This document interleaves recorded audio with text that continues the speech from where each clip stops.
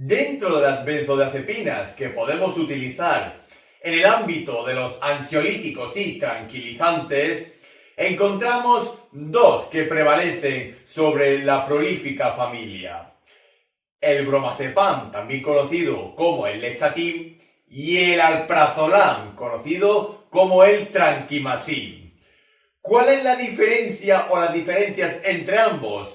Tan simples como que el alprazolam tiene muchísima más potencia que el propio bromazepam, pero eso sí, a costa de provocar una mayor adversidad y también la génesis de una alta tolerancia y síndrome de abstinencia. Incluso hasta el alprazolam, si se autoconsume, es muy probable que incluso llegue a provocar hasta estados críticos, como coma o la propia muerte.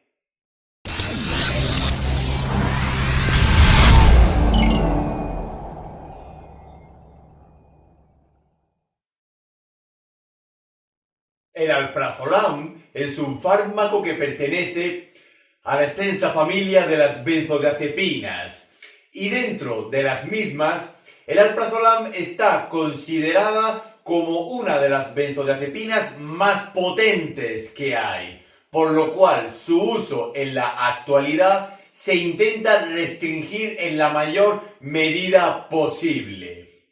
El alprazolam lo podemos encontrar en el mercado sanitario y farmacéutico bajo el nombre comercial de Trankimazin. Y aquí podemos observar la estructura y conformación química del alprazolam, donde vemos la coincidencia común con toda la familia de las benzodiazepinas, es decir, con el anillo central benzodiazepínico, al cual se le unen distintas características moleculares, como por ejemplo la presencia de un átomo de cloro y también la presencia de un anillo triazol superior.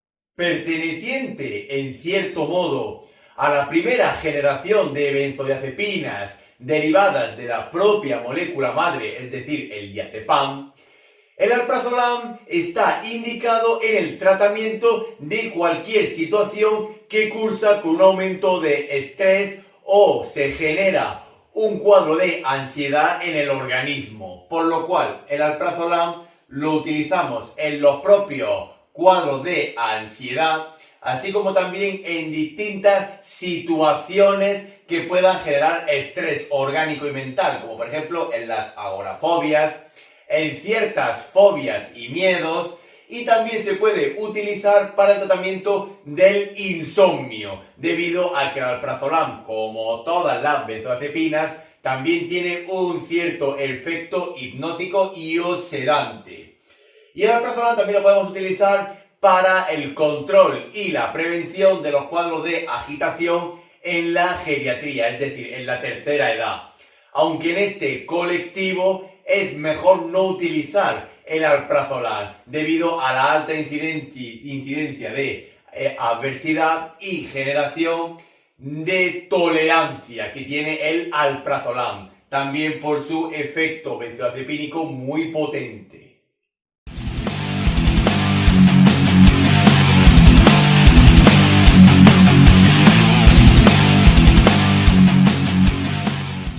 El alprazolam comparte las mismas contraindicaciones que muchos de sus congéneres de la familia de las benzodiazepinas, por lo cual no utilizaremos el alprazolam en la propia alergia al mismo y en general a las benzodiazepinas, en pacientes con un alto grado o cierto grado de neumopatía, como por ejemplo en la insuficiencia respiratorias y en los síndromes y apneas del sueño. Tampoco se utilizará si el paciente tiene alguna miopatía, como por ejemplo la miastenia gravis. Por supuesto, no hay que mezclar el alprazolam con otras sustancias tóxicas, como por ejemplo el alcohol o las propias drogas. Y también hay que tener cuidado en aquellos pacientes con un alto grado o también que tengan cierto grado de hepatopatía o de daño hepático.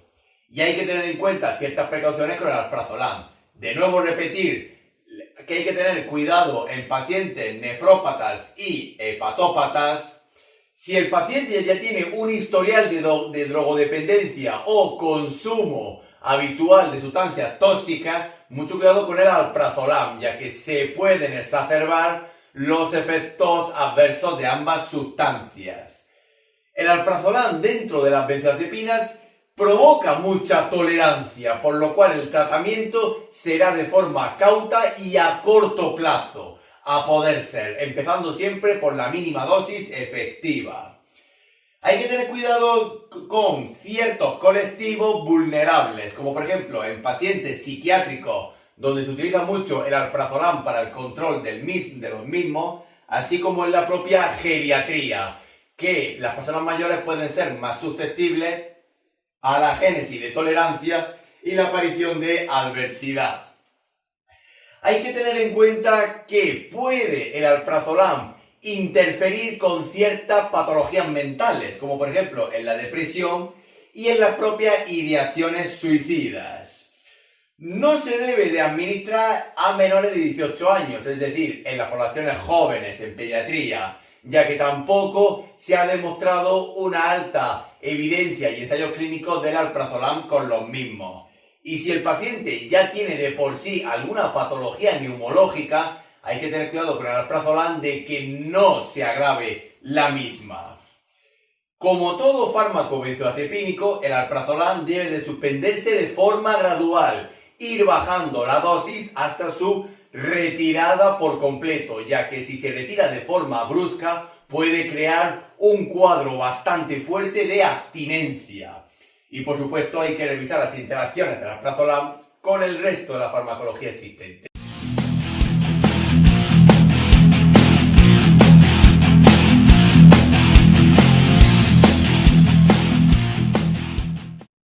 El mecanismo de acción del alprazolam es absolutamente idéntico que el resto de su familia de las benzodiazepinas, ya que el alprazolam es un agonista de los receptores de tipo GABA, es decir, es un agonista del neurotransmisor inhibitorio principal del sistema nervioso, el ácido aminogammabutírico. Y, por supuesto, ejerce su acción a nivel del sistema nervioso central. Y hay que decir que el alprazolam, dentro de su propia familia farmacológica, prevalecen los efectos terapéuticos como ansiolítico e hipnótico y o sedante. Pero, por ejemplo, no tiene o apenas tiene actividad como antiepiléptico o incluso como amnésico.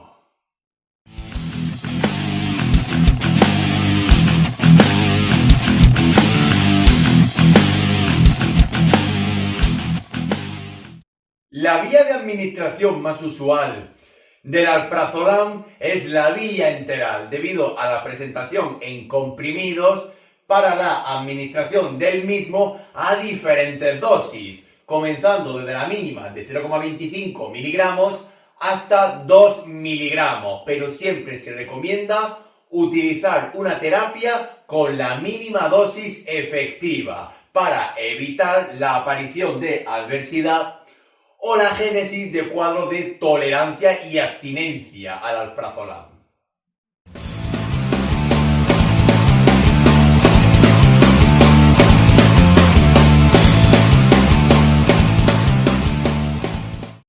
La posología más habitual del alprazolam está bastante estandarizada y estudiada, pero aún así debemos de tener en cuenta que el alprazolam se considera una benzodiazepina muy potente y tiene una alta incidencia en la génesis de tolerancia y la creación o la aparición de cuadros de abstinencia, por lo cual el alprazolam, las dosis, siempre hay que utilizar la mínima dosis efectiva y por supuesto bajo el criterio facultativo. Si utilizamos el alprazolam para el tratamiento de la ansiedad en sí y de cualquiera de sus manifestaciones clínicas, utilizaremos de 0,25 a 0,5 miligramos cada 8 horas. Y si utilizamos el alprazolam en forma de gotas, utilizaríamos de 10 a 20 gotas cada 8 horas y disponemos de esta presentación. Para tratar o prevenir los cuadros de agorafobia, así como de otras fobias, miedos y el tratamiento del insomnio, utilizaremos unas dosis algo mayores, en este caso de 0,5 a 1 miligramo cada 8 horas. Y si disponemos de presentaciones líquidas en gotas, utilizaremos de 20 a 40 gotas cada 8 horas. Y en geriatría es muy importante utilizar siempre la mínima dosis efectiva. En este caso, comenzando con 0,25 miligramos cada 8 horas, que equivalen a unas 10 gotas también cada 8 horas. Y aumentar la dosis si se requiriese. Pero en pacientes frágiles siempre es mejor utilizar la mínima dosis efectiva y de ahí ir subiendo si procediese.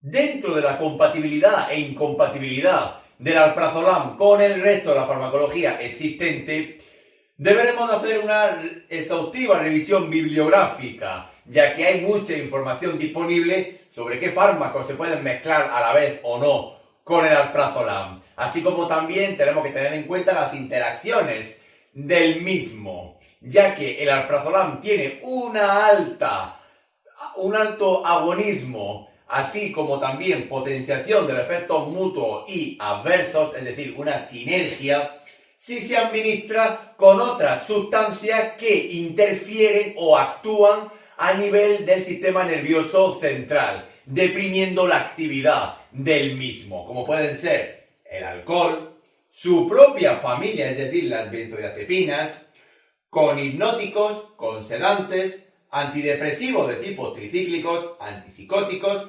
antihistamínicos de tipo H1 y por supuesto con narcóticos. Pero volvemos a decir que el alprazolam tiene sinergia con cualquier sustancia que actúa deprimiendo el sistema nervioso central. Y el alprazolam tiene antagonismo con una sustancia benzodiazepínica, con el flumacenilo, es decir, con el principal antagonista o antídoto de las benzodiazepinas.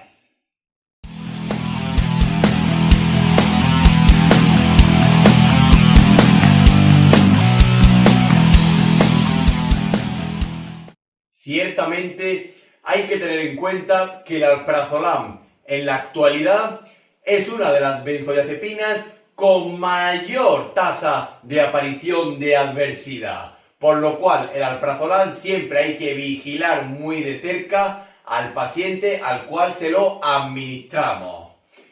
Algunos de los efectos adversos que puede provocar el alprazolam son: a nivel del sistema nervioso central, puede provocar depresión, cuadros de ataxia, amnesia, especialmente de tipo retrógrada, y también cuadros de sedación, así como también mareo y cefalea. Volvemos a repetir que el alprazolam es una benzodiazepina muy potente.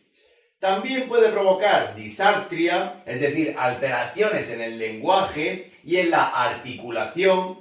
También puede provocar confusión, así como también cuadros de estreñimiento y dispepsia y, por supuesto, quizás el mayor efecto adverso del alprazolam y de cualquier benzodiazepina, la aparición de tolerancia, es decir, hay que ir aumentando la dosis progresivamente, ya que el cuerpo se va acostumbrando a la administración de alprazolam. Se crean cuadros de terapias altas, o mejor dicho, terapias de techo.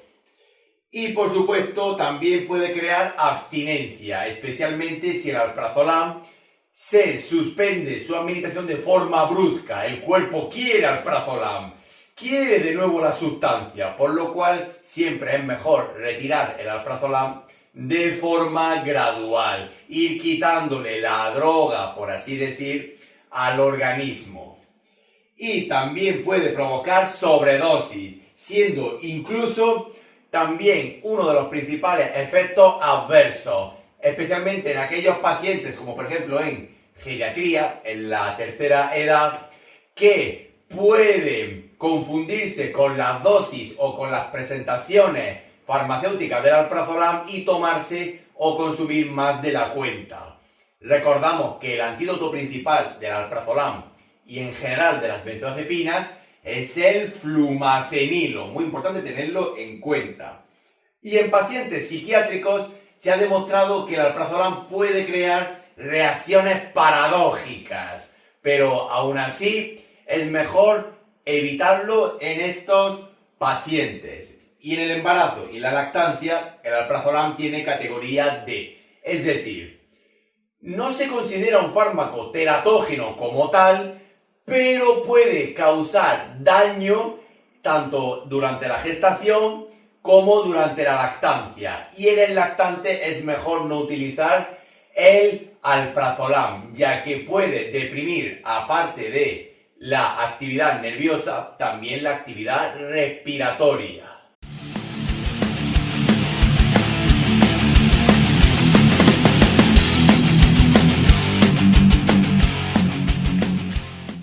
Por último, tenemos que decir que el alprazolam, dentro de los ámbitos de dialización y técnicas continuas de reemplazo renal, no hay mucha información disponible sobre si es una sustancia dializable o no.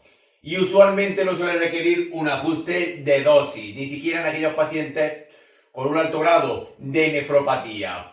Pero siempre hay que recordar empezar la dosis del alprazolam con la mínima efectiva, para evitar la aparición de efectos adversos y la génesis de tolerancia. De nuevo, recordar que el alprazolam dentro de las benzodiazepinas se considera una del tipo muy potente, por lo cual la alta tasa de tolerancia es bastante alta. También decir que el alprazolam es un fármaco fotosensible, hay que protegerlo de la luz. Y por supuesto evitar el autoconsumo de alprazolam.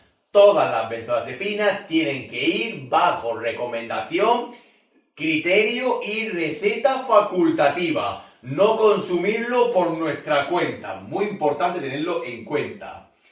El tratamiento máximo del alprazolam suele ser aproximadamente de unos 3 meses, siempre dependiendo de la dosis que le vayamos a administrar al paciente o que requiera el mismo.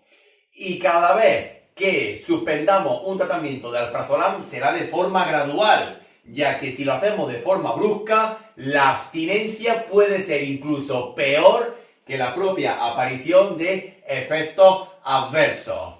Y de nuevo, tener en cuenta que el alprazolam tiene como antídoto el flumacenilo.